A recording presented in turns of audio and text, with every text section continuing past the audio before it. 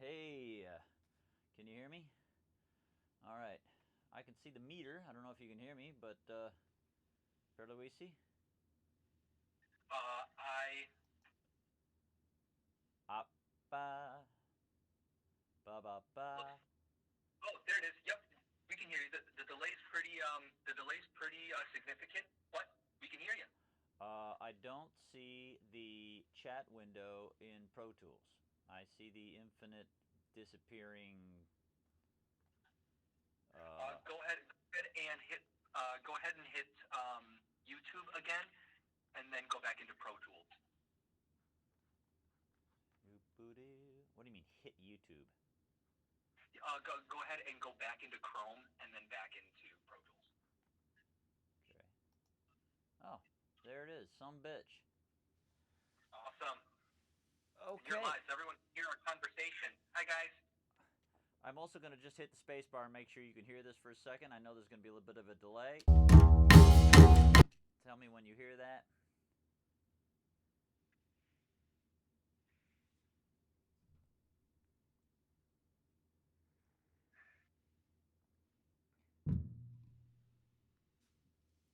Not hearing it yet? Just heard it. Jesus, it's a several second delay. Mm-hmm. I'm kind of quiet, Antonio's saying. Is that true for everybody, or is Antonio just fucking wasted? Daryl heard. Yeah, music is loud, but Voice is quiet? voice. Yep. Okay, well, let me turn up the voice. Da da ba ba ba. And I can turn. People could turn their own shit down, right? Do I have to turn down this whole thing? In theory, yeah, people could just turn their own shit down. Is my voice still really quiet? Or is it better now? We'll have to wait and see. I guess we will. All right, now there's a big delay, so I don't know Gazing Skies. I forgot who the fuck Gazing Skies is. Voice is perfect now, Antonio says. Now Tyler's saying I'm quiet. There's such a delay, I don't know which is much better. Voice is stellar now, Purdy says. Oh, out of sight hash pipe. 1010. Nope, you're good. Okay, excellent. I guess I'm up and running, people. That's pretty cool. So, Perluisi. Hey, everybody. Michael Perluisi has been setting me up with this OBS business so you can see the software I'm seeing and shit like that. And I hope you are all going to send him some very, very appreciative love and in an appropriate way. But you're college students, so you can do whatever the fuck you want. Thank you, Michael. Thank you very, very much.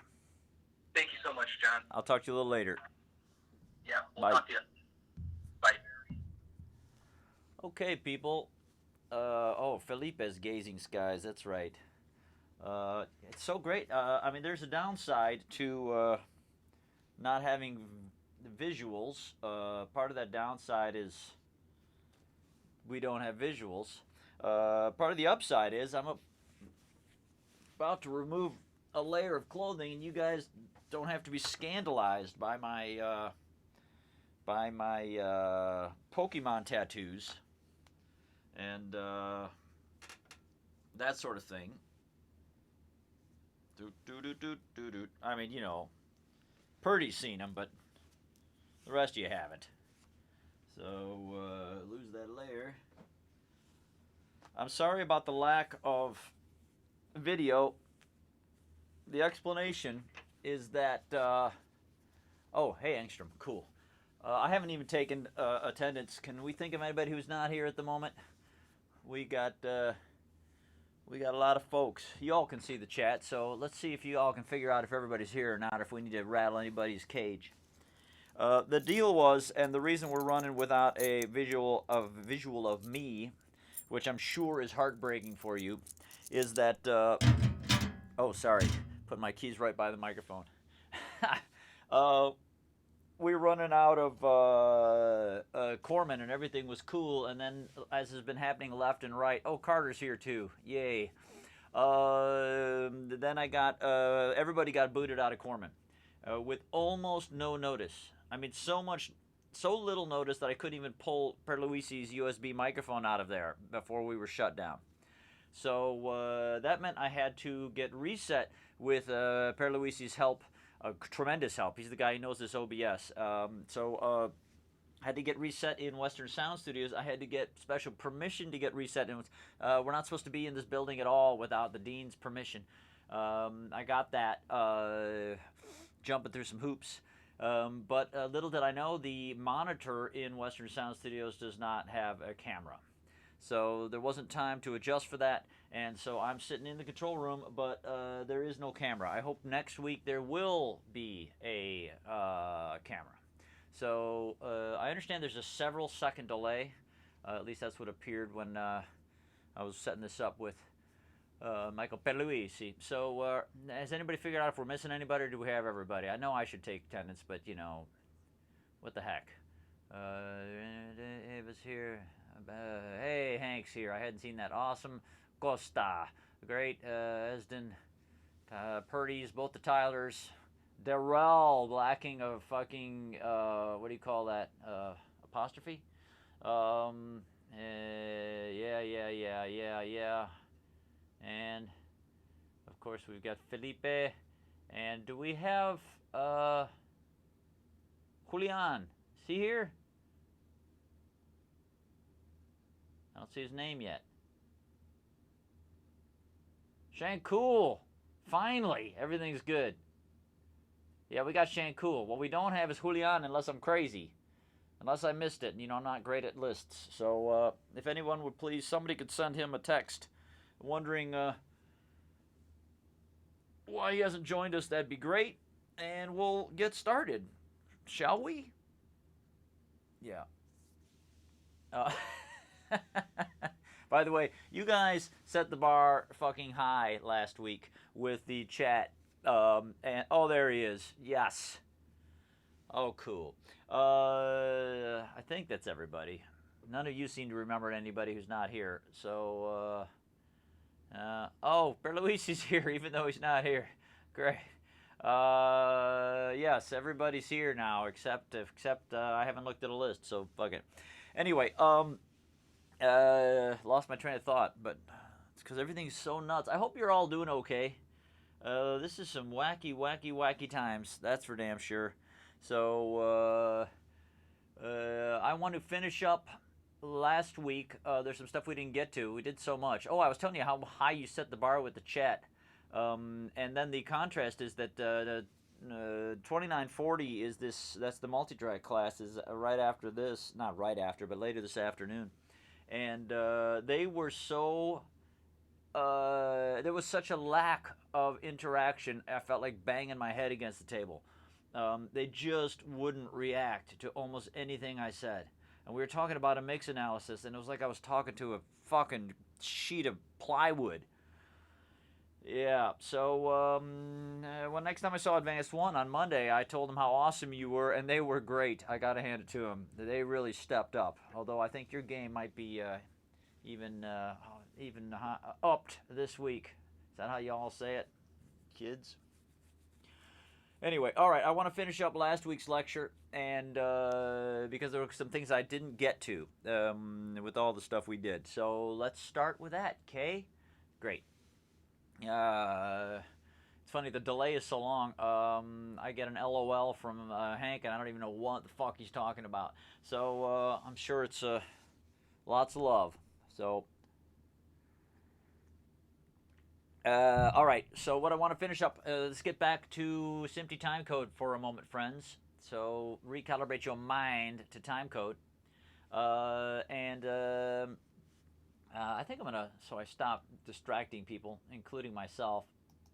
Yeah, there we go. SMPTE timecode. What I want to mention was its application and considerations when you're using analog tape. So here are some things that would endear you to a chief engineer or any technical person in an analog facility. Even when we're running an analog multi-track. When you're syncing with that, you got to consider the following. So here we go. The the convention is to print or stripe, as is often said, timecode, SMPTE, linear timecode, LTC, on an edge track. And in this country, the convention is to do it on track 24 of an analog 2-inch reel.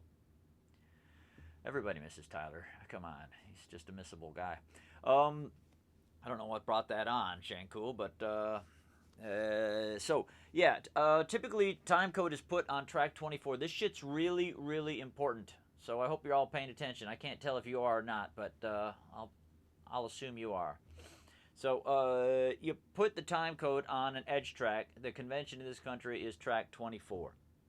You have to print it at a level that will make the reader happy. That's the synchronizer, generator sync box has to be happy with the level. I've never understood why they can be kind of finicky about that, but they can be. You would think too low a level would be problematic because the square wave that constitutes the time code would be down in the noise floor of the tape hiss, and yeah, I could see how that could get so it's difficult for the reader to tell what's going on. But it's not just too low. You can also get too high, and the reader isn't. And that's to say, you can get too high. Lord knows we can all get too high. But the level on track 24 with your time code can be too high, and that can then cause the reader to not read it reliably. So a really important thing is to figure out what level you need to print that at. So these are questions that would, as I say, make the heart of a chief engineer or chief technical person at a facility's heart aflutter. Make their heart aflutter by asking them, what track do you want it? Take it you want it on edge track. You want it on 24? Yes, I do. What level do you want me to print this at?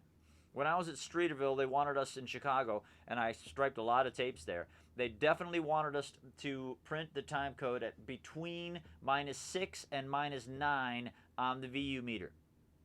And recently I was reading, and sure enough, one of the things that I was reading about said they found that, not coincidentally, the level that they thought was most reliable is to print the time code at about -7.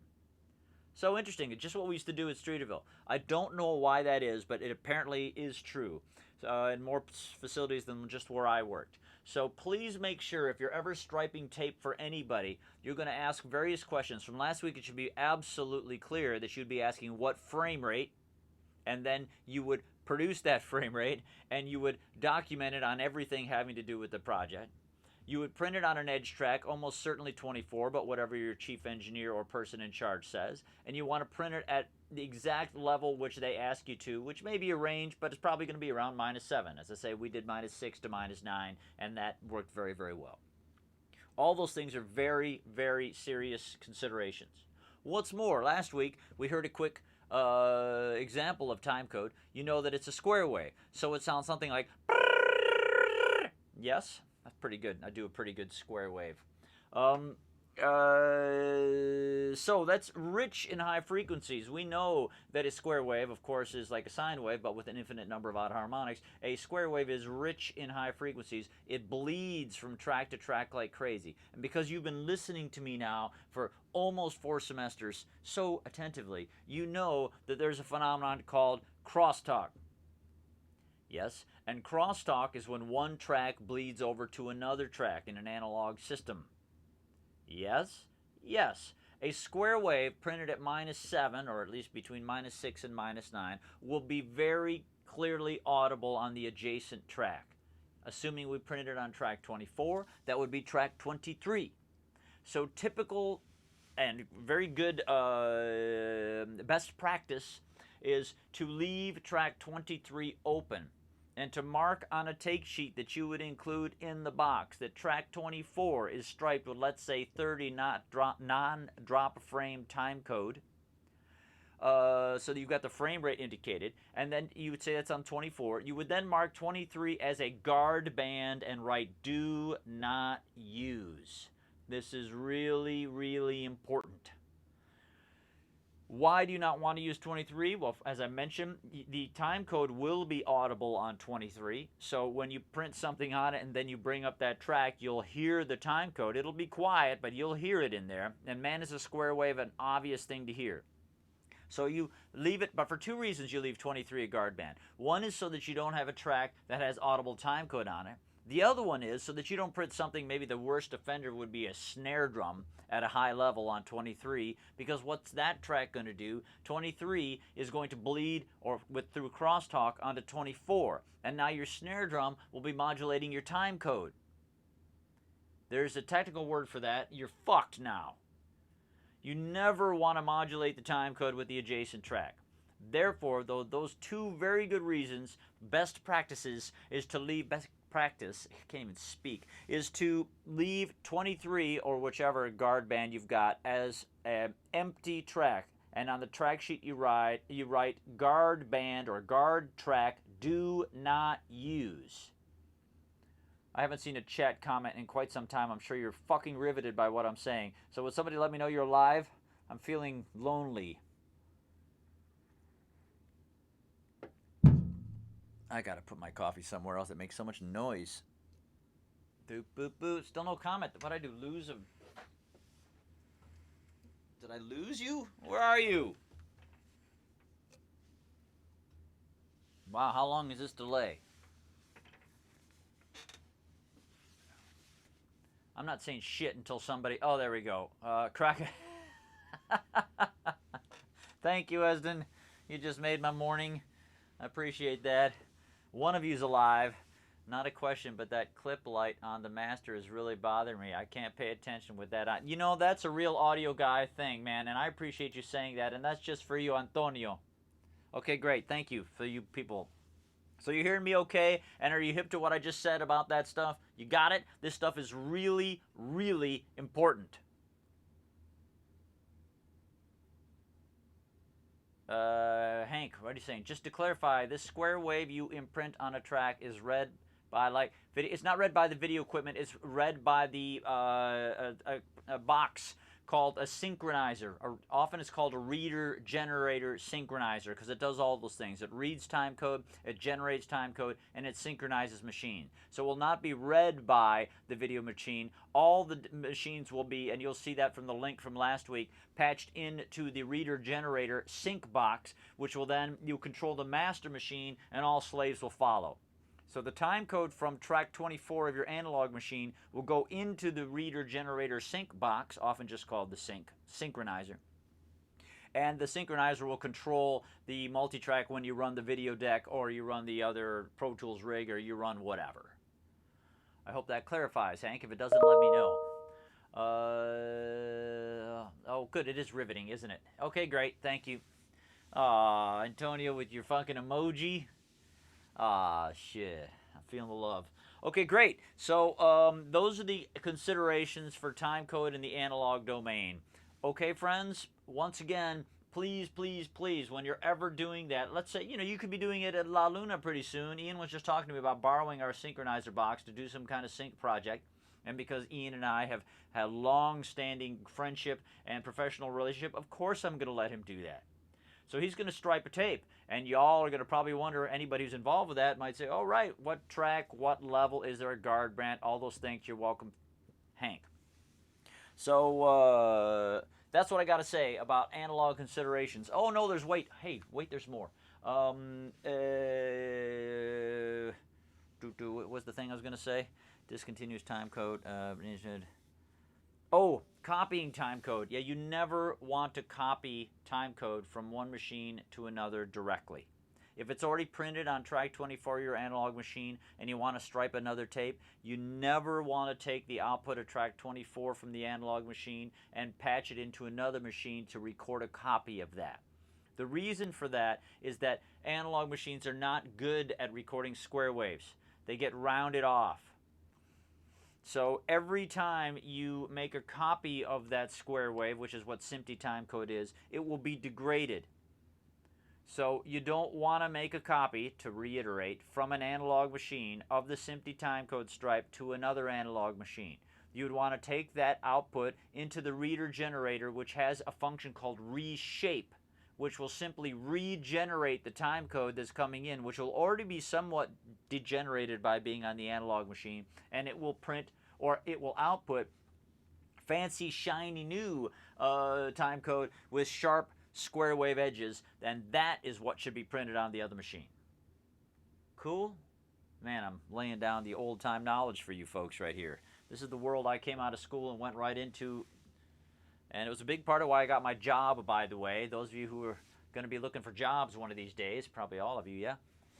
This kind of knowledge is the sort of thing some people just don't have. They might be fine audio engineers, but they just don't know anything about time code and the considerations, or word clock and all that. They're just, it's kind of stuff that people are weak on. And if you're strong on it, this is the sort of thing that can really separate you from the crowd when you're trying to get a gig at a place that does audio for video as well as maybe straight up record work. And there are a lot of places that do that, of course. They don't just do audio for bands and music. They also do video stuff. And if you can handle the timecode biz and all those considerations, you will be much more valuable to them and much more useful on a much wider range of kind of on sessions. Okay? Okay. This is a much bigger topic than this. I hope some of you looked at that timecode frame rate article from last week, because there's a lot of great information in there, and it's the sort of thing, if you're going to be in a facility that's using time code, frame rate, all that kind of business, you're going to want to learn as much as you possibly can. You'd want to go right to the chief engineer sort of person and say, hey, what do you want, what should I know? I want to bone up on it, as it were. Old Testament knowledge. Thanks, Antonio. That seems like a bit of an exaggeration, but that's okay. Old Testament, fire and brimstone. Okay, great. I think I'm going to leave timecode lecture right there and get on to this week's, which is metering and dBLufs, so-called LUFs. Yes, as in loudness units full scale. That's what dBLufs is an acronym for.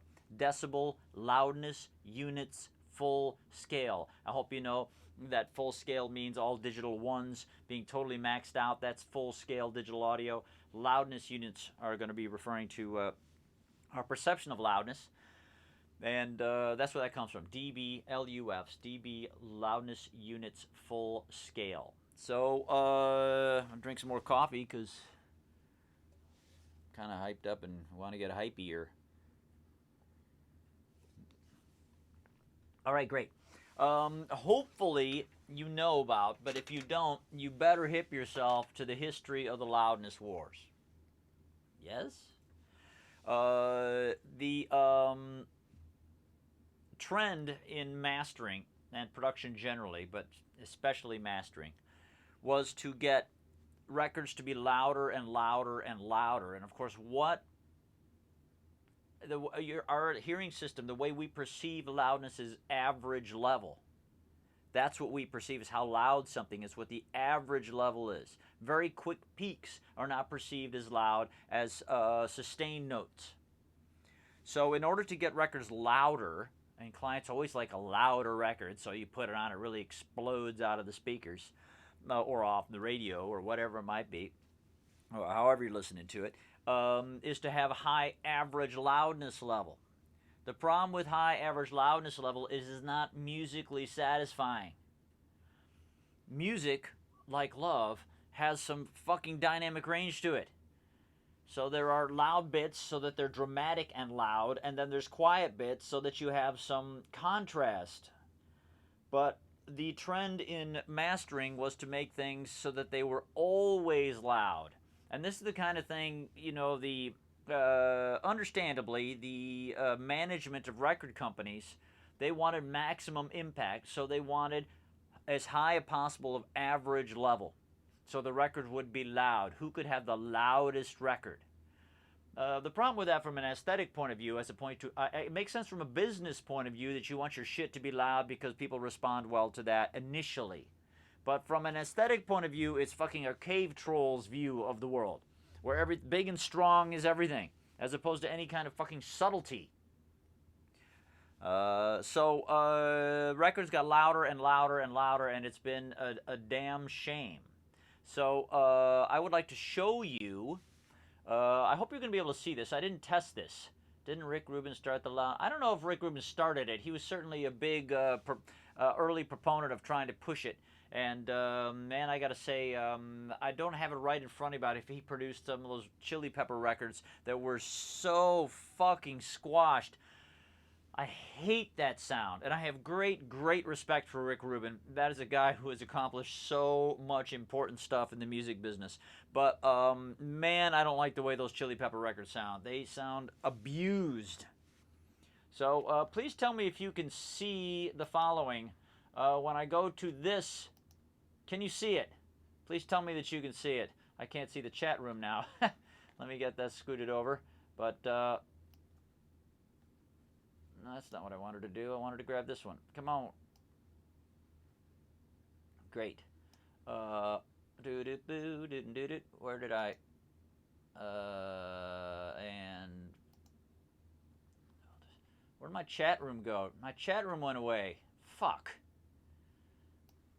Perluisi, why did my chat room go away? I can't see it at all. You're gonna have to call me to tell me that because I can't see the chat room. Why?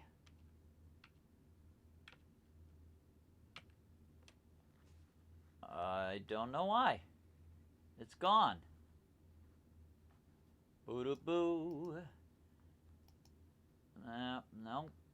We're fucked now, kids, because I can't see the chat room, and I don't know why. So I hope this doesn't persist, because if it does, I'm going to have no way of hearing from you. Is it over here?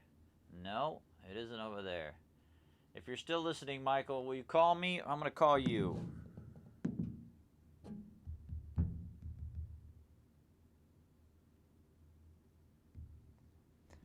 Boo-doo-boo. Beep, beep, beep. Bo, bo, bo, bo. You're probably all writing really amusing things right now.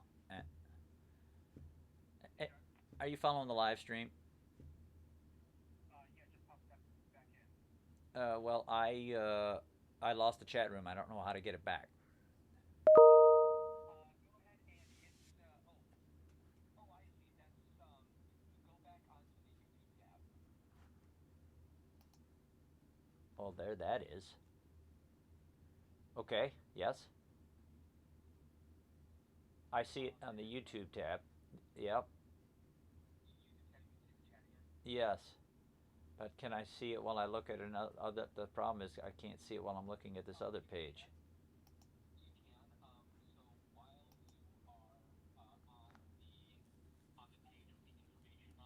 Yeah.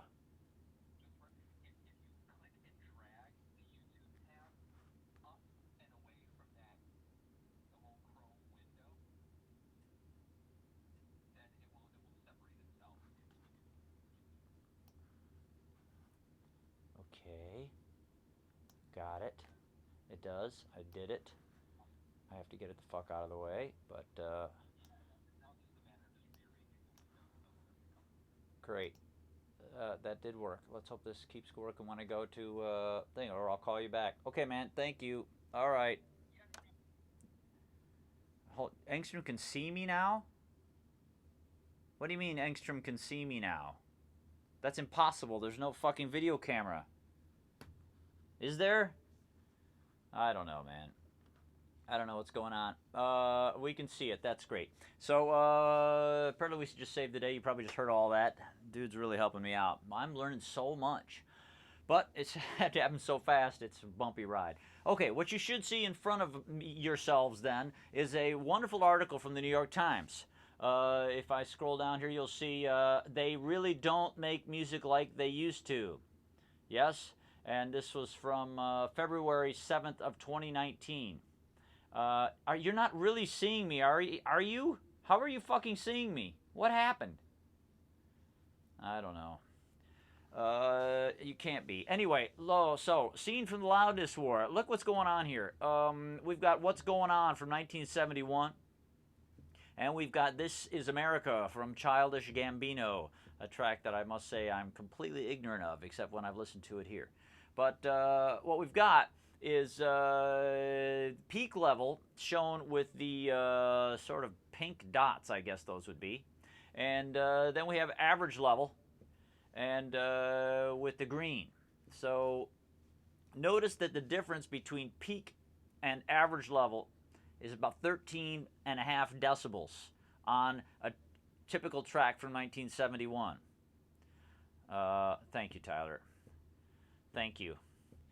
So notice there's only 7.4 dB difference between the Childish Gambino track, and please notice that all the peaks are exactly the same level. They have been totally and completely maxed out. Do you see the difference? It's significant. What's going on? 1971, almost twice the average dynamic range or difference between average and peak level than there was on a 2018 track from Childish Gambino. And there are actually peaks that vary in level quite a lot in the over several dB. It looks like about 7 dB or so, the difference between the maximum peaks and the minimum peaks. And it sounds, this isn't just some old guy talking, any producer and engineer that I've ever known would agree, certainly any audiophile person, that you can listen to what's going on for a long, long time. You can listen to records from that time period and they're not exhausting. Because when you listen to something from the Loudness Wars from 2018 and way before that too, you hear something that is hitting the same peak all the time. It's exhausting for your ear. It's exhausting for your ability to focus on the music. So let's just listen real quick. I hope you'll be able to. It makes me so happy. That music makes me so happy. It resonates in my heart so much. And it's full of feeling, and it sounds like life to me. While this... Don't catch you slipping now. Look what I'm whipping now. This is America. Don't catch you slipping now. Look how I'm... I just heard that for 20 seconds, and I'm already tired of listening to it. I'm already tired of listening to it. Now, I don't know shit about Childish Gambino, except I think it's an amusing name.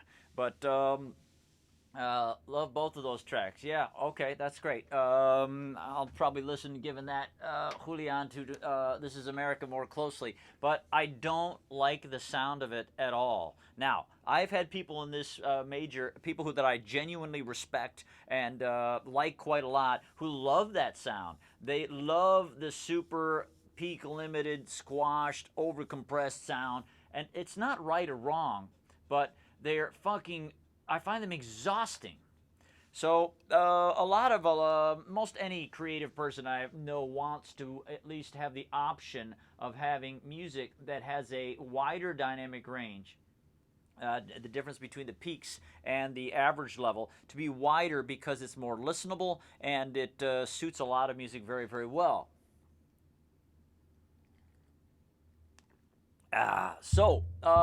Metering. Actually, let's scroll on down and show you some other recent...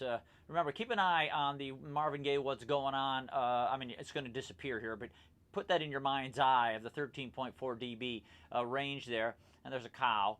And look at these. Isn't this fascinating? So we see from 1970, 13 or so dB is very, very common. Hey, Hank, check it out. Sabbath. Yeah, and Black Dog from Led Zeppelin. And look at the difference between the beginning of Black Dog and then later. We can't play these. They didn't load them all on. But this gives you a visual reference for what's going on there. So then we got Witchy Woman, which was a big hit for the Eagles at that time. But it's a little more compressed, but still all the way through like 79. Look at the difference in friggin' Another Brick in the Wall, Pink Floyd. 15 dB. More than 15 dB difference there. Even Billie Jean, I mean, you know, is selling 40 million copies not good enough for you? Thank you very much. Still in the 15 dB range. But then, man, we hit a fucking wall. And look at by 1995, look at this catastrophe from a graphing point of view anyway, for Morning Glory from Oasis.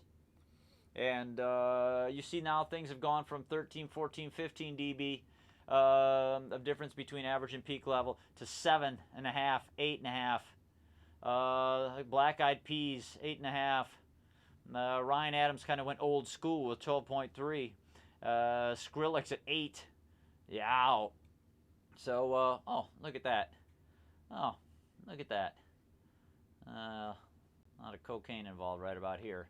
I don't know about Mr. Gambino. It's probably, something tells me his name is not Childish, huh?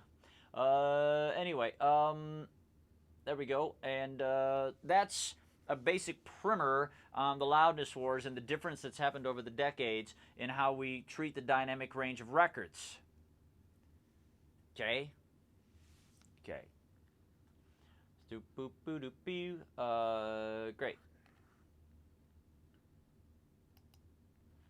So I know there's a bit of a lag here, so I'm getting a sense that it's almost 10 seconds, which is kind of irritating from my point of view. But I want to see if you have any comments or thoughts about that before I move on to the metering software.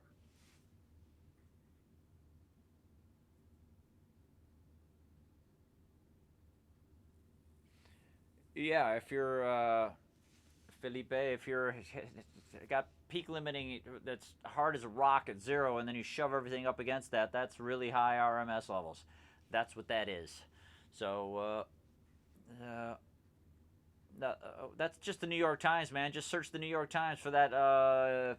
You get 10 free articles per month, I believe. So just go on the New York Times and search the name of that article and the loudness wars and see what comes up. If not, I have a subscription because I think it's very well worth it. But I can spend $10 a month, and you may not want to do that. Or yeah, look at mine if you need to.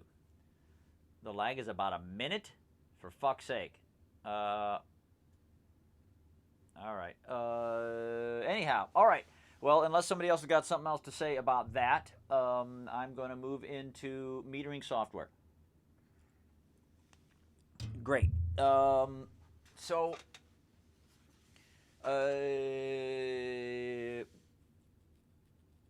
that's horrifying, Felipe. So, what am I going to talk about? Oh, yeah. So, people got a notion that, people have, as I said, have, for a long time been wanting a lot of artistic people to have a wider dynamic range and a lower overall loudness level. And for once, this can make some right-wingers' head explode, the government stepped in and fixed some shit. There's been some regulation, much more heavy-handed in Europe than in the United States, as is typical. But also, we have some wonderful choices on the part of streaming services, and this is something you need to know. Right? As a professional, I've pounded away at this in this class, Advanced 2, that you need to bring added value to any production. That's why someone will pay you. This is the sort of thing, this technical details that your client is not going to know. It'd be really unusual for them to know what streaming services are doing with their dynamic range. So you would want to know some shit like this. Let me get back over here. And look at that. Look at the numbers. Streaming service and playback level. What this is showing you is that for each of these services, let's just right in the middle at YouTube, they are going to stream everything at minus 13 LUFs, loudness units full scale. Everything. Everything they play back's at 13. You'll notice that Amazon and Spotify and Tidal are all at minus 14, and Apple Music, Soundcheck On, is at minus 16. I don't know what Soundcheck On means, but I don't use Apple Music. So notice that more or less minus 14 dBLufs is what streaming services are going to stream at. The super important thing to understand and explain to your clients is that they can slam their music up all they want to. When they stream Childish Gambino's, whatever the name of that tune was, you know what they're going to do in order to make sure that it comes back at minus 14 or 13 dBLufs? They're going to turn it down. No, Felipe. I do appreciate you sent me that. I haven't looked at it because I've been in such a fucking rush to get everything together with streaming. But I do want to look at that, and we'll, I'm sure, discuss it later. But yes, what a client needs to understand is if they want to really smash something and have it be really loud, when it gets streamed on any of these services, what they're going to do is turn it down. And then what they're going to have is a highly compressed signal that's not loud. Who the hell wants a highly compressed signal that isn't loud? There's no point in it whatsoever. So, now, there may be reasons that they want to have a CD release or other downloadable stuff that's not a streaming service, so that you can have a file from Bandcamp or what have you, SoundCloud, as long as it's not fucking. You have to find out what their particular playback technical details are. But certainly if it's on a CD release, you can squash it as much as you want to, and sure enough, it's going to be loud when they play it out of their stereo or whatever they might play a CD through anymore.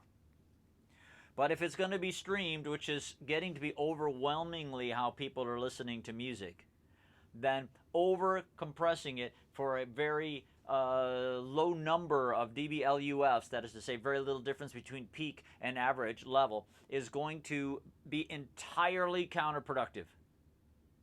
Entirely. I hope you're following me. I would hope someone will tell me in the comments, with this delay now, if you're following what I'm saying here. That over squashing stuff for streaming services is entirely counterproductive, and the band will not be happy. And I'm going to show you what that can sound like as soon as you tell me you're following and or you want to ask any questions.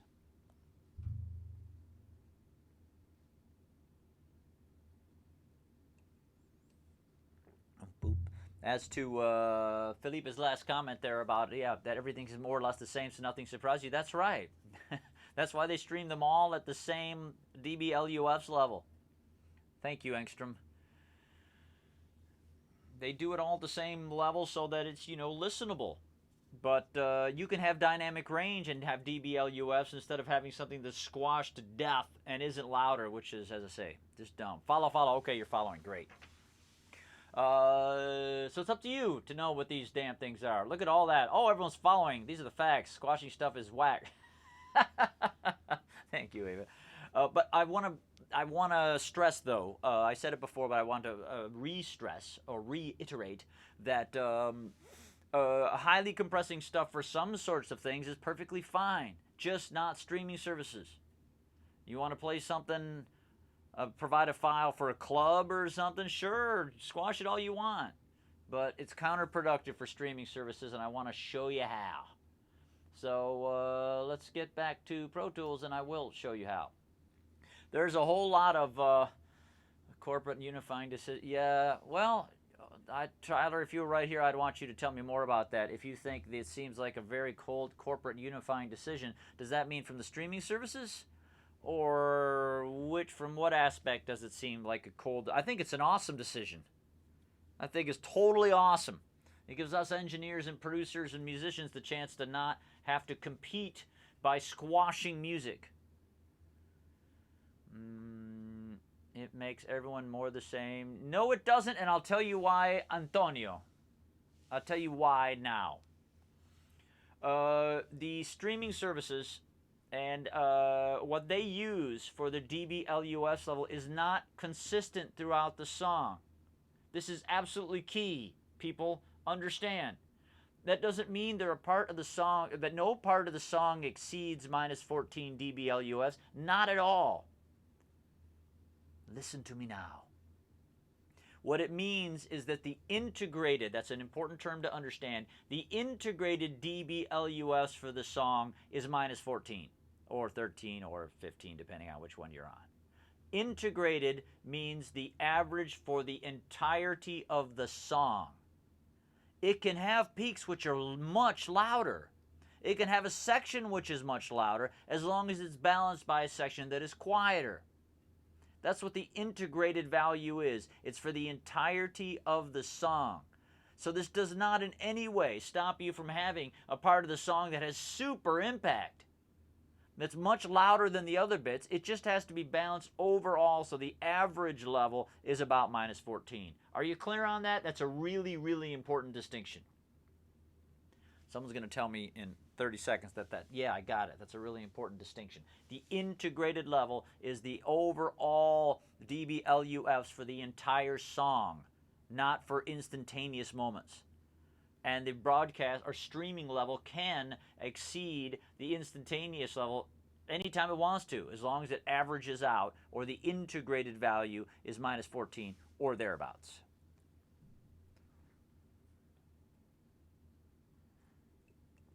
Wow, I love talking about this shit with you guys. I'd really rather be with you, but oh well, you know that. We can't be.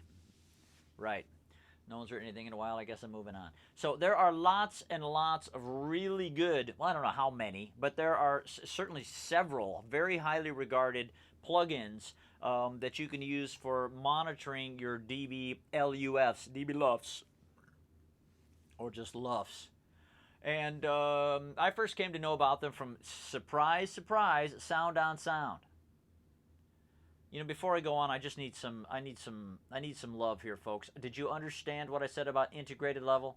Does anybody not clear what I mean by integrated level? That's what the streaming services are based off of. You guys locked up, dead? Did COVID get you? I'm waiting. Still waiting. Oh, there's a delay. There's a delay. How long is this delay? Did you lose me? Not a single one of you? Oh, got that. I was getting at the sustained level and peak gap less squashing.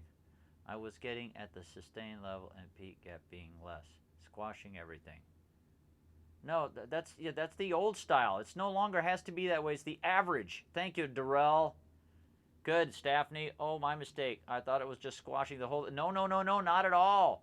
It is not squashing. It makes sure there's 14 dB of difference between the peaks and the average level. That's how it's going to play that average back. If there's not, it's going to reduce it until it averages out to 14, which means it turns it down.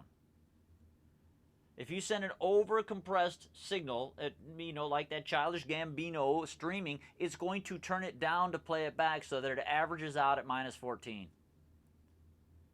Great. Integrated. Is it really like 20 to 30 seconds, Tyler Robinson? Oh, my God. Oh, well, whatever. It used to take 6 months to send a letter from Quebec City to Paris. 6 months. So I guess 30 seconds probably isn't too bad, but... it is what you're used to. All right, so in Sound on Sound magazine, which I have no affiliation with, I'm just in awe of how awesome it is. They had an article about reviewing several meters for dBLufs that was just excellent. Really, really good. How do they calculate the average? Well, with the dBLufs meter. That's how, Daryl McMillan. And I'm going to show you what they do. So there are really good ones. Some of them are very inexpensive or free, but they will not have the capability of the one that we have. The one that we have here at Western Sound Studios is Isotope Insight, which is badass.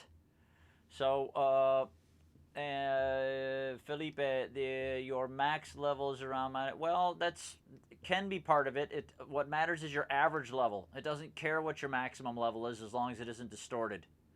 You definitely want to leave at least, a lot of people take at least half a dB of headroom. But you, if your peaks are at minus 3, all they care about is what the average integrated level is. All right. So let me open this fucker up for you. Check it out. Ta-da! Get rid of this. Now, I don't know everything there is to know about this Insight meter, but it is badass. I can show you quite a lot about it. It's got all these windows. Yeah, all these windows. I'm going to go through them one at a time. I'll have more to say about especially this first one than any other. But you can look at all 5 of them at one time. If you click on plus on any of them, it fills the whole window. Ta-da! Look at that. I go to minus. I want to hit this one right here, plus. Ta-da! There we go. What do I got? A question here? How do they calculate? Yeah. Is that what? No. I was on the... Oh, would you use these meters in the mastering? Yes, very much so you would use these meters in the mastering process. That's absolutely where it's at. So let me go through various things to show you here. Let's start with the meters on the right side. You will see there are 3 meters on the right side of the meter. One is called I, the other is S, the other one's M. Notice the difference in how they're moving. The one furthest to the right is momentary. I believe it changes every something like 200 milliseconds. I don't know exact numbers, but very often, very quickly, notice it just goes up and down very quickly. The S is for short term, which is some fraction of a second, but considerably longer than the momentary. I don't know, several hundred milliseconds. You'll notice it moves much, much less slowly. And then I is integrated.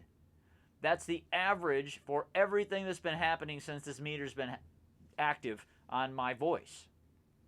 So you'll also notice on the left and right side of the integrated meter, there are two yellow lines. Those are showing you the lowest and highest peaks that have been seen so far for the integrated level. In the middle, you'll see middle bottom, there are targets. I hope it's big enough for you to see.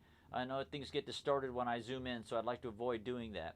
But one is the loudness target that you have. I have mine set at -14 because that's what the streaming services are pretty much looking for. And I have a peak set to -1 if that's something I'd probably be comfortable with, but you might want to check with another mastering engineer or something like that about what they would recommend if you're doing this sort of thing, why there might be advantages to doing something or another. But there's -1 for peak levels, and there's -14 for dBLufs. So then we have this little right momentary max, which is just what's been the very highest peak there's been. This is the loudness range. That's this range right here on either side of the meter. This is the short-term one, which is jumping around all the dang time. And this is our integrated, or LUFs, that is what the streaming services are going to care about. To the left, we just have left and right, and we have peak, we have average, we have, if you ever get above your highest peak, which I set at 1, you get this red thing going on there, and it's showing me at the top it's 0.2 of a dB higher than the maximum peak I set. And so now I'm going to run some of this through, and I'm going to reset it and just watch how the meters react. I'm just going to click on it to reset it.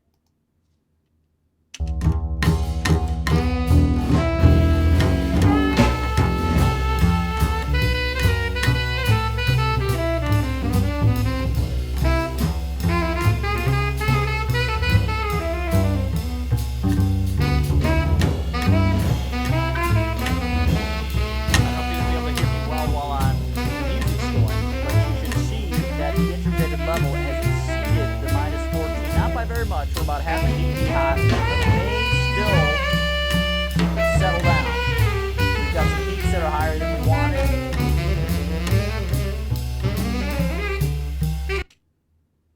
And there you go.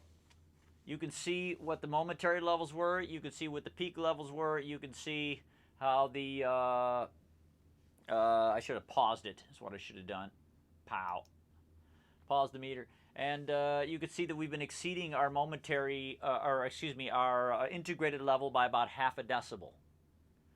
Now, there's other ways you can look at this. You say, okay, what am I going to do here? I got me a problem. We're clearly going above what I wanted. Maybe that a little ½ dB isn't going to be something that you want to be worried about, but if you want to be careful about it and you set that level and you don't want to exceed it, well, then cool. Let's make sure we do. So what am I going to do? I'm going to minimize this guy again. And I want to look at this one right here on the bottom here. Look what this one's showing us. This is a fascinating, a different way to show the average level. Oh, you couldn't hear me over the music? Thank you for letting me know that. Thank you, thank you. You want to make sure that you're using the true peak if you use something like Zones Maximizer and then check the LSA. Well, I don't know if you want to necessarily do it after, Felipe. You can do whatever order works for you. But yeah, I mean, you always want to make sure you don't overshoot the true peak. But then the dBLufs, you want to make sure you're metering as well and keeping a very close eye on it. You absolutely never want to exceed dB full scale because that's going to be some sort of distortion. So you'll want to avoid that. But this meter right here, the loudness history, is badass. You can look at 3 different things. This is for the entire time I was playing it. How it ramped up. Notice that we were red. Let me just go to... only look at the integrated level. So this is showing that we exceeded the integrated level. This makes actually this little snippet I have here is loudest at the very beginning. So we exceeded it at first, and then it started slowly to drop. If we'd let this go longer, it may be that it actually drops below 14, and then it's fine. It's fine that it's above it for some period of time, as long as overall it ends up below 14.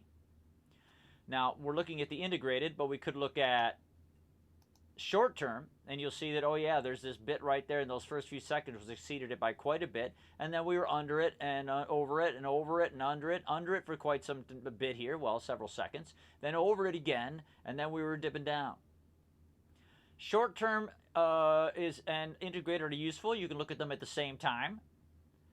This might give you a good idea of, well, you know, geez, how can I subtly change the mix in some spot to avoid going over? And you might find, well, actually, I'm going to tweak the mix right here. I might automate some portions of it or overall to make sure it doesn't exceed it here. That's entirely up to you, how you want to approach it. There is momentary available, but most people that I've ever spoken to said momentary is not typically that useful because it's bouncing around so much that it's hard to get a handle on what might be useful. Maybe it will zoom in case you don't ever want to. There's your very highest peak right there. You might want to figure out what that is and then bring it down. It might be that bass that happens at the very beginning. What's this? It's best to loop the full song to get an accurate LUFs level or just the loudest part? No, you got to.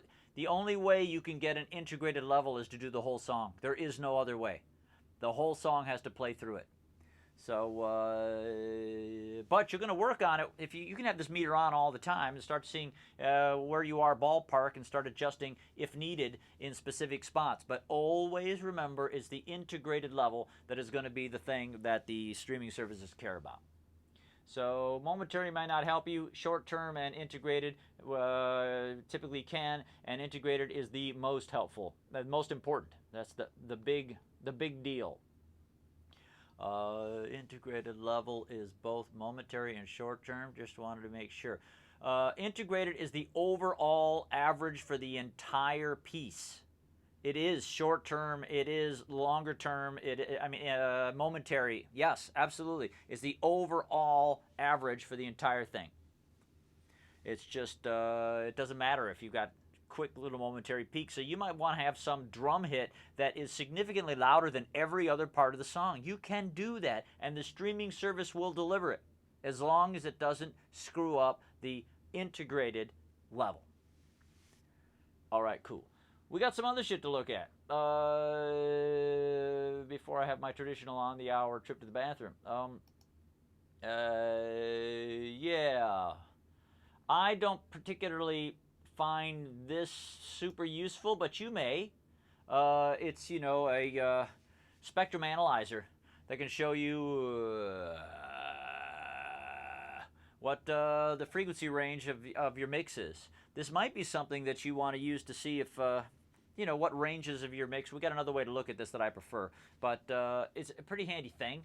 If you want, you can zoom in and zoom out to certain areas and certain frequencies and all that kind of biz. But you know, it's up to you. Whatever works well for you. You also may want to,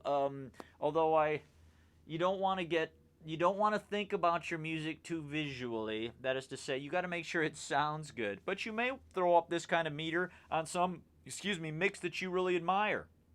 Maybe you're trying to mix in a dubstep sort of a way, and you want to make sure your mix is standing up to what is typically effective and impactful in that genre, so that you're going to maybe throw up whatever you're listening to and whatever you admire the sound of, and look at it to hear how much energy they have in certain frequency ranges, and you can try to chase that around with your metering your own. There's certainly, you can, if that helps you, then sure, do it. There's nothing in the world wrong with it. Just don't choose something with your eyeballs instead of your earballs. Okay? I don't think I can wait anymore before I go into the bathroom, so that's what I'm going to do. So write me some amusing shit. I'll be back in about 2 minutes, and you can go to the bathroom too. You can do whatever you want. Esden can crack another beer. Okay, I got this. Sorry about that noise. Be right back.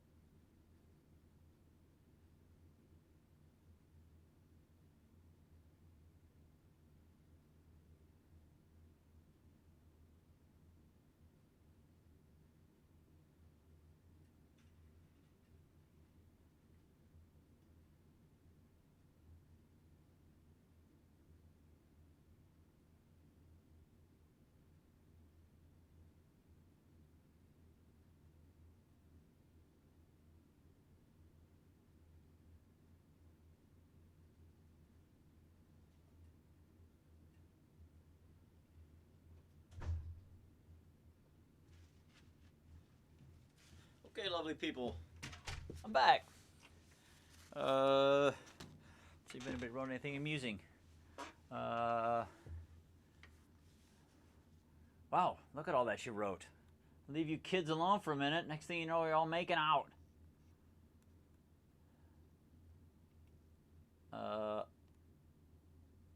Okay. Okay, great. Sorry, I scrolled too far. Way too far. Yeah. Okay. Okay.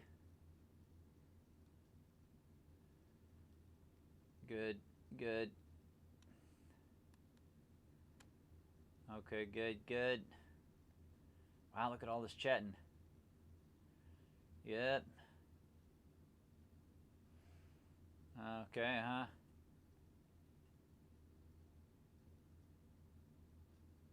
Uh-huh.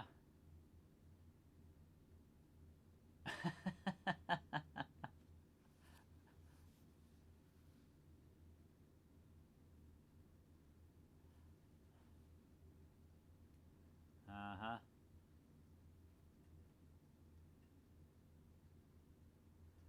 Uh-huh. Look at all these notes. Do I have to read this? I'm sure doing. Okay. Okay, great. All right. Yeah. When is Carter gonna have beans for us all? Beautifully roasted beans. All right. Let me talk to you some more, friends, about metering.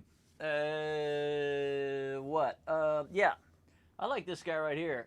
I'm not sure how much I'd be using this thing here, but look at that. Yeah. Sound field. Kind of like the sound field guy. Now, my voice is panned center, and it's a mono signal. And you'll notice that that's what you're seeing. This is left and right, and it's giving you the correlation with how things are in phase left and right. And I look like a beam. Look at that. A damn beam. So, going straight up. But you'll see when the music starts that it can't just be this, of course, because it's not just a single microphone. There's things, and there's panning going on left and right. You'll notice that there are 45-degree lines here and here. And typically, if your phase correlation is between these, they will sum very well to mono. When it gets outside of these, it's not wrong to be outside of these. It just means it likely won't sum as well to mono. Some of you will have mixes, no doubt, with sounds that be way, way on the sides. That's fine, as long as you understand that they will not sum as well to mono.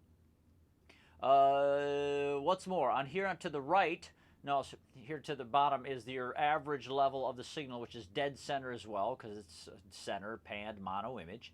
And then to the right, we've got plus and minus. The higher this up, the better the the phase correlation between the left and right side of your mix. So right now it's slammed at 1. Typically anything above 0 is going to do pretty well. You can dip below it, as the manual, there's an excellent manual, by the way, explains that's typically fine for short periods of time. But if you're tending to be down here in the negative area for more than just momentary bits, you probably want to check your phase correlation to make sure what's going on with your sounds, because they will not sum well to mono when they're below the 0 point for very long. So watch out for that. So high fidelity French roast. Oh, Bear Louis is with us. That's so great. So I'm going to play now some of the music, and you are going to see what this looks like. It takes the readings and then they fade away. So here we go.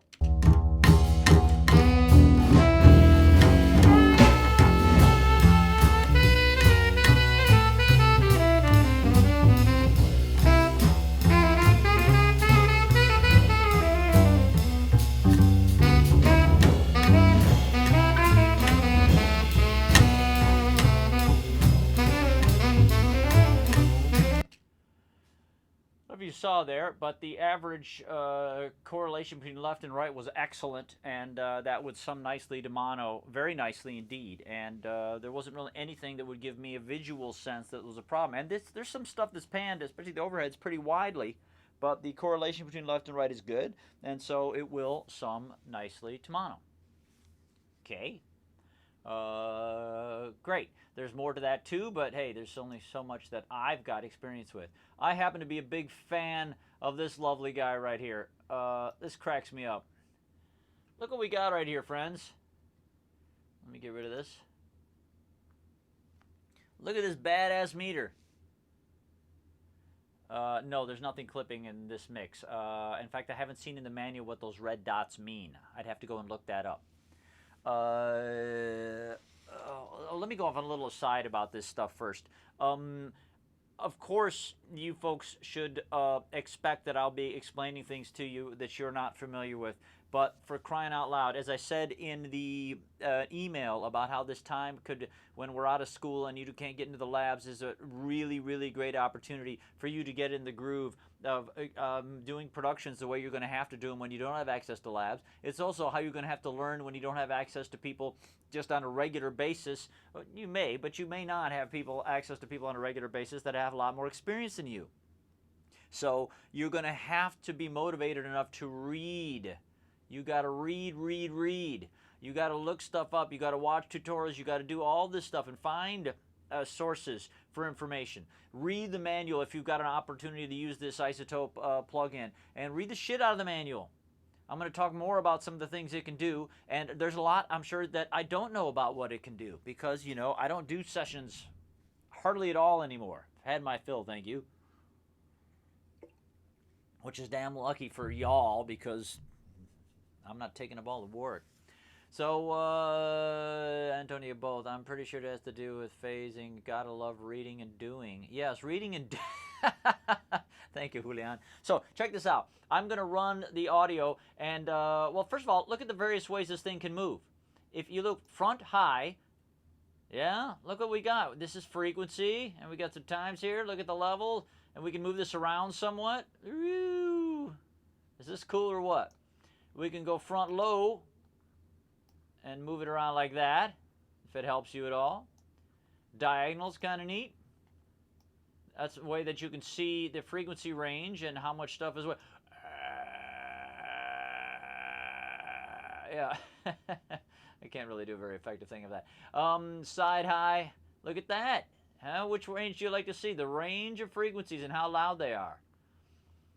Side low. And tilt them around. I kind of like this diagonal one maybe best of all, but you can move it any way you want.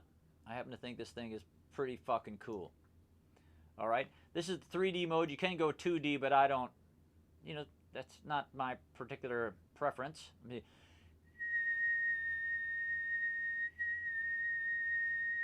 that's me whistling.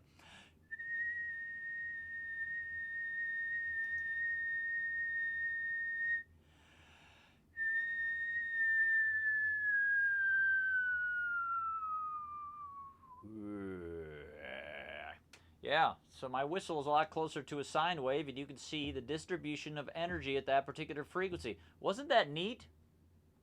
I'm using a 57 that's just sitting on a table, so I'm a little off axis here, but I've never actually whistled into that, and I rather liked that. I thought that was cool looking.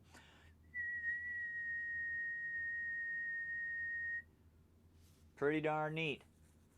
So now I'm going to play the music. No, I want to show you. Should I do the... Let me turn this on. Let me look 1 second here. And here comes the music.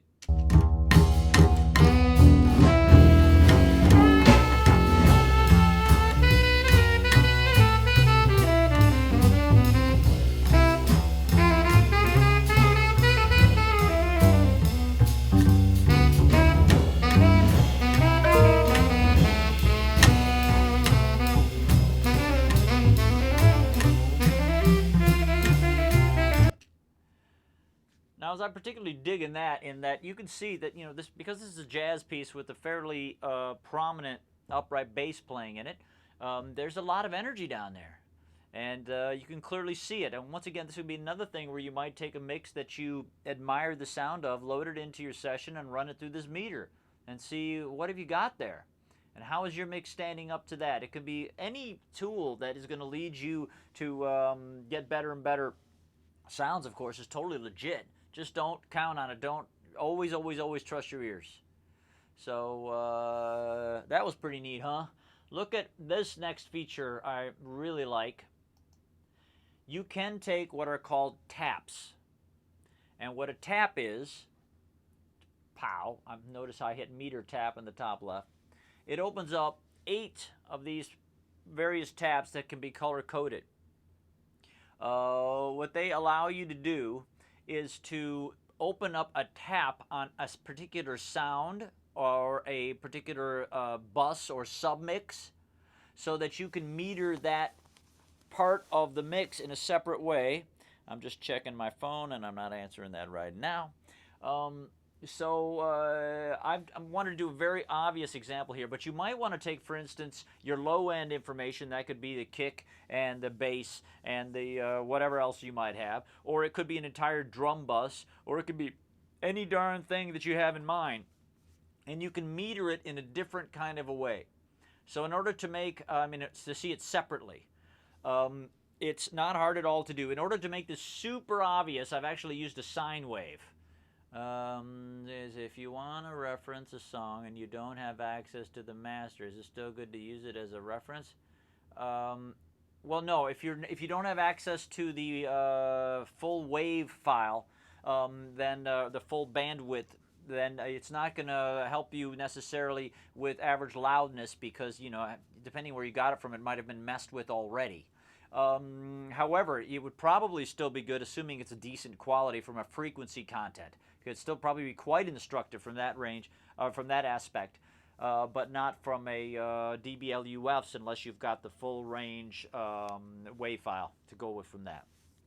But look what I've done here. On AUX 1 here, track number 2, I've got a 70 hertz tone. 70 hertz tone. And on that 70 hertz tone, what I've done is, let's assume that this was like the bass in this mix. It's not the bass, a kick drum, whatever, some low frequency element. And I've taken that and I've busted out using an aux send. Why? So that as I adjust its level, I can run it through this meter tap. All to do to get a meter tap, it's the simplest thing. Click on an insert, mono plugin, other, isotope meter tap. If you click that, this window pops up. This window allows you to name it anything you want, and so it could be bass, it could be whatever the heck it is. I've already got one called 70 hertz. I just wanted to show you how to open this up. It's super simple. Once you've created a meter tap, let me get rid of this one because it's extraneous. I've got this one right here that I've already created, and I called it tone, 70 hertz. I just want to see how loud that is in the mix. I want to see it as a separate element. That's what meter taps are for. Let me get rid of that for poor Antonio. That's what meter taps are for. They are for having a way of seeing elements individually in the spectrograph. Excuse me. So, just drinking some coffee. Now when I go back to my meter, there we go. When I hear the spectrograph, I can look at taps, not taps, or turn it on and I can see them. I've already got 70 hertz right here. It's easy to do. Once you have an open one, you just hit the pull down menu and it gives you the option of selecting any one that you have chosen. I don't have any more, so I only have the main output and the 70 hertz tone. And what I want to show you is that you can then color code this. So when I'm showing, you don't have to look at it. Right now, we're not even running it, so you won't see it. But we can hide it, or we can show it, or we can make it focus, which grays everybody else out. And I've color-coded it to be red. So now when I play this thing and I bring up the 70 hertz tone, you're going to see it separately on the spectrograph.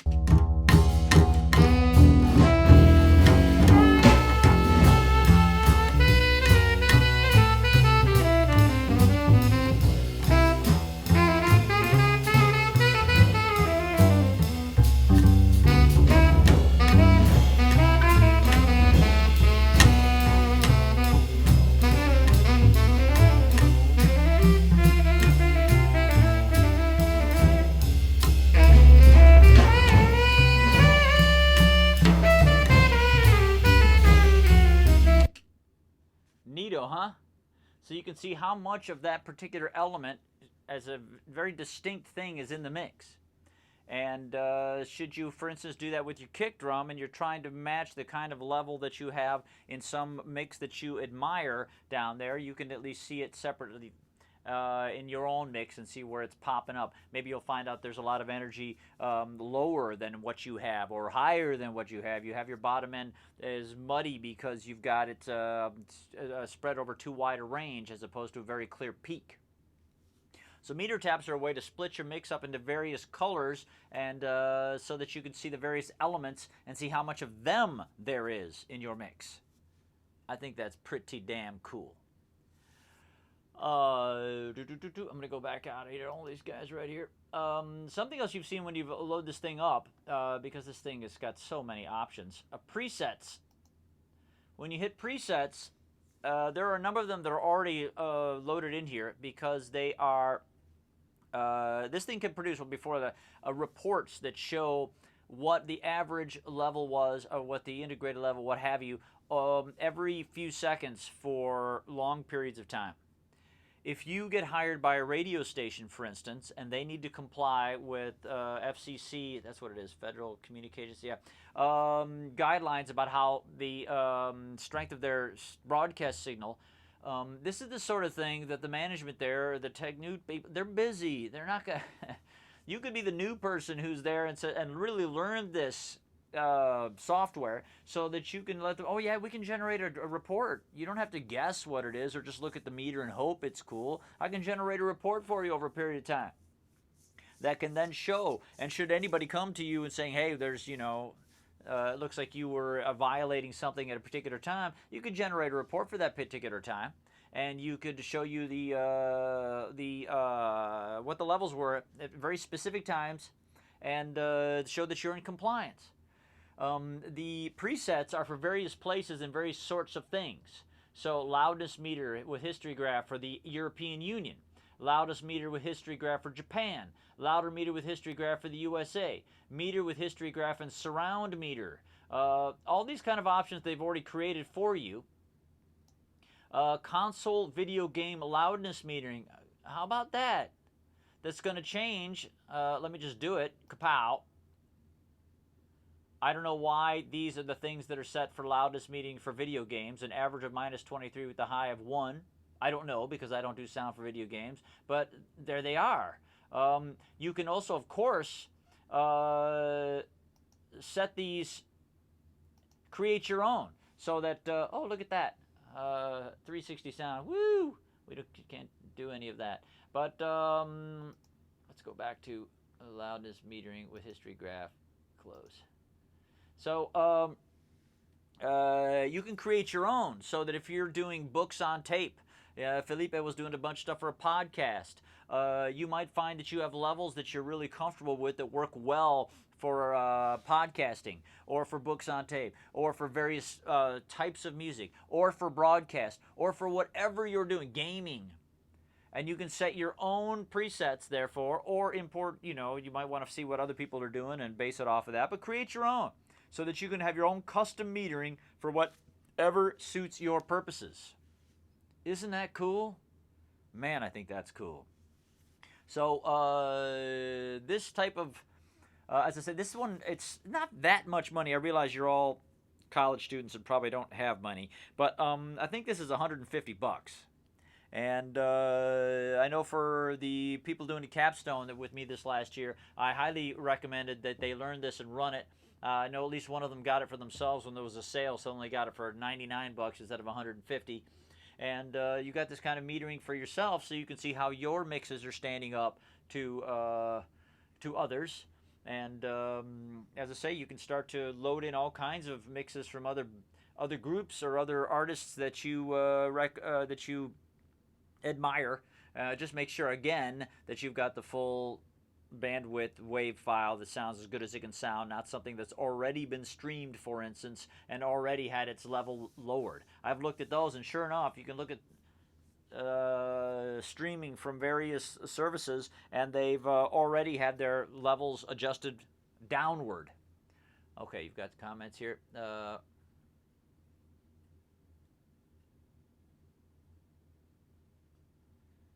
Great.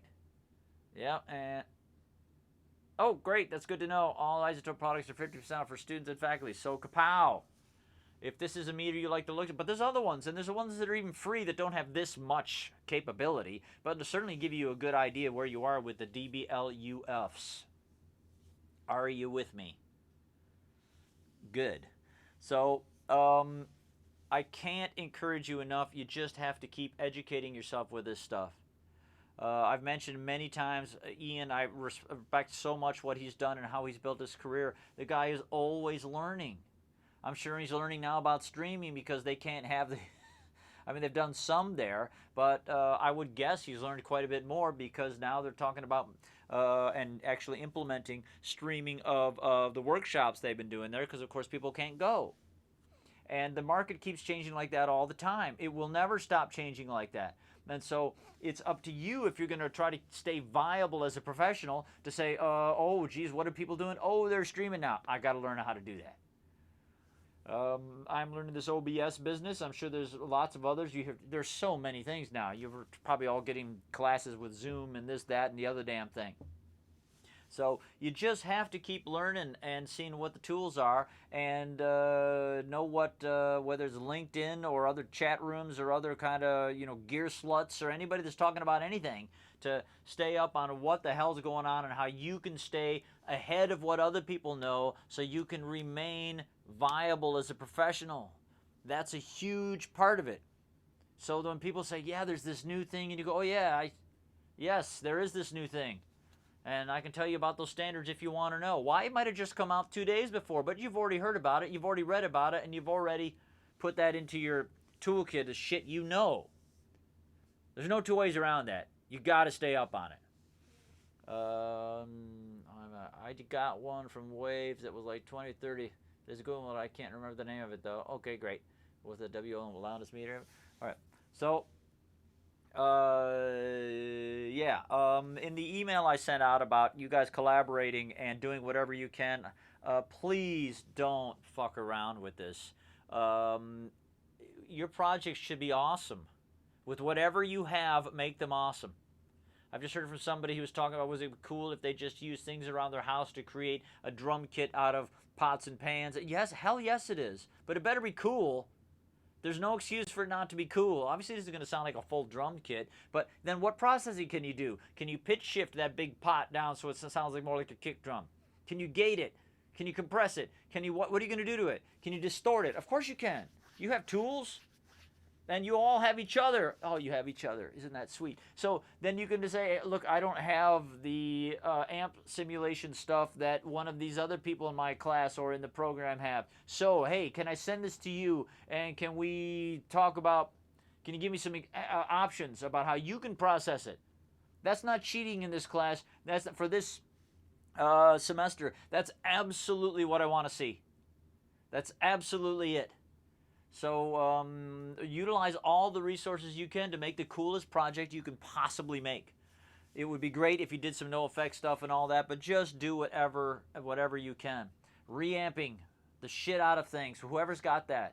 I don't know who might have that in class, but maybe you can send the files to somebody who can reamp it for you. And obviously you tell them what you want. You got to communicate. It is like love. You got to communicate what you want, and then if these people can deliver it for you. And while doing this, you'll be developing, as I said in that email, the kind of skills that are going to help you once you're done here. Right? Yes. Collaboration, learning on your own. Sounds familiar, Antonio. Is that Dr. Rice option legit? That's up to Dr. Rice. I was kind of needling him because he said that shit about his Focusrite, which is just, we're just joking. But, he's a really good orchestrator. There's no way he's going to write you a string part for you. Well, I don't know. Maybe he would. But it'd be funny if he even said 2 words on your thing and you used that, sampled it, flew it around. I don't care. Don't bug Dr. Rice. But you can always ask him. He can always tell you no. It's like love. Respectful love. No is my answer to you. So, anyway, that's more or less what I got to say about metering. But I'm sure, all topics. There's much, much, much more that you can look into it. You have to start doing this on your own. You have to, or you're going to be hopelessly behind soon after you graduate. My sister-in-law won a big award at the University of Michigan for graphic design. She's really good at it. She has an amazing eye for visual art. She's won awards since then on book covers that she's done. But she spent about 10 years raising kids and getting out of it. And when she got back into it, she said to me, the tools are all different. I had really had this down, and now the tools are all different. Of course they are. 10 years in software? Holy shit. So, of course, she got back in, and she's really good. But you've got to stay up. You got to like staying up. You got to reach out to your friends and say, hey, what do you guys know about what's new? For instance, you're talking about now, LUF meters. Who's got what? Are they happy with it? Maybe you can show each other shit. Right? You can't get together now, but again, that mimics what you'll be doing when you're not in the same city post-graduation. And then you can see, what's that meter you got, Ava? And Ava can, you can do some screen sharing thing and listening to it and show each other what it is. What it is. Dondra, you think this metering will help out with having a subwoofer, with not having a subwoofer? Well, sure, any metering, anything that can help. I mean, having a subwoofer is so darn helpful. But hell, I went, my entire career without utilizing one. So, I want the lifetime award. Go get it, Antonio. So, you can certainly see, Julian, what the metering looks like on, as again, some mix you particularly like, and then see where yours is at, and maybe even you can start to say, well, my room, I don't know, I don't hear that stuff down there, but I can see it from the meter that I don't have it. At least try that out, and then when you get a chance to listen to it on a subwoofer, see if that works for you. Maybe you'll find out that, there is a way you like your metering to look that translates your room better. That could certainly happen. Certainly. So we're nearly the end of class here, and there you have it. I'm very hopeful, as I probably mentioned last week, that we're still going to have a mastering lecture. It's just that can't happen, obviously, until we're not on fucking lockdown. And so that'll be some point. But hopefully we can put that together in the summer or sometime as soon as the semester is over, that if we can. It's not up to me, obviously. But Ian's wide open for it, and we will certainly do that. I just want to stress again that I don't want to hear any excuses from anybody. Please. Part of what I'd like the best of Matt, or even if it's unofficial and it's just let's listen to the cool things you all did under these crazy circumstances, I'd like people to be able to say, what they did it with. So you could say, yeah, this is in fact all the pots and pans for my house that constitute this crazy rhythm section. And this is what I did to it. I did all this with the 2-input interface. Or I did it all with whatever. And then I sent the tracks over to Rob, who added this other shit, because he's got some stuff I don't have. And all of that. And you can all collaborate. It'll be so good for you. So good. So that's what I have to say, friends. You want to send me some love or some questions and then some love, or intersperse them, or what do you got for me?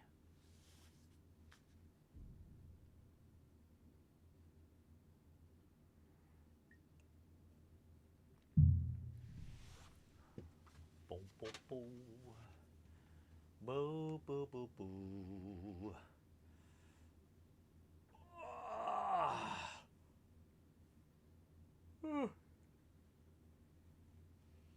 I'm just waiting on the chat line to show me some shit. I'm just waiting on the chat box to show me some shit. I'm just tired. Oh, there you go. Some love from Antonio. Anybody else saying, got a question, or just telling me, hey, oh, Costa, you never comment shit, but you say thanks. That's good. And, thanks, John. Thank you very much. Sending all the love. Good. I want all of it. I'm a hoarder when it comes to love. Okay, not other shit, but I'm a love hoarder. That'd be good. My street name. Enjoy the class. The set. Oh boy, do I not like that. Thank you, thank you. Yeah, I'm so glad I was about metering because I've been struggling with that. Oh, good, good, good, good, good. You're welcome, Hank. You're welcome. Pierluisi, still there. Again, let's all thank Pierluisi. He's really made this possible. He's got his friggin' OBS top. That's what is it? Open broadcast something. He's got his shit together on that. You can all learn from him, and you're all ahead of him. So then he can ask you questions about Western Sound Studios and stuff. Wouldn't that be nice? Yeah. Thank you, Ava. You're awesome. Okay, everybody. I will look forward to next week. Hopefully, we'll have video then. I will be working with probably Michael and or Shay. We get a video camera in here, and then you should see the wreck I am right now. I am the great unwashed and with my rattiest yoga t-shirt on, but it's not much different than usual. John, I enjoyed this live stream setup. Just missing your face. Missing all of you. Okay, Angstrom. Okay, and Pierluisi. There we go. So, all right, all the love to you, and we'll be hearing from you soon. Don't hesitate to reach out to me via any method. I rather like talking on the phone. It beats the shit out of all kinds of other things. So, okay, everything's groovy here. All right, loves, loves, loves, and I'm ending this stream, and I'll talk to you all soon.